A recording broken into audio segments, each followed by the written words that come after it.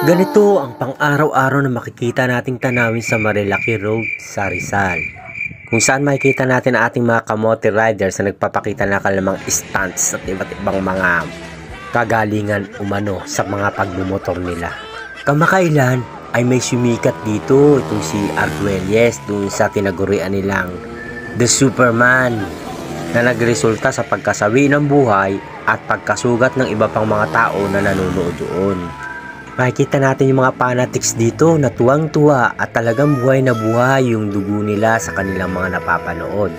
At lalo rin naman nila talagang pinag-iiging ka ng mga pagpapasikat. O yun, munti ka na sila makadali ng isang inosente Pero sa kasamaang palad, makikita natin sila dire-diretso sa isang malaking punong kahoy at naghiwalay silang dalawa.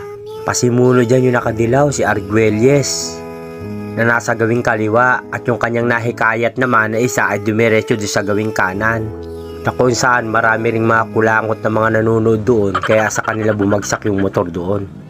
Agad naman sila tinulungan ng mga tao at dinala sa pinakamalayong hospital. What? Resulta, sangkatutak na problema at mga kaso ang kinakaharap ngayon ni Arguelles. Kasama na dito ang pagkapagamot na rin sa hospital, pagpapalibing doon sa namatay at sa iba pang mga sugatan ng mga pangyayari. At kasama pa rin na hindi pa rin nababayaran yung kanyang hulugang motor.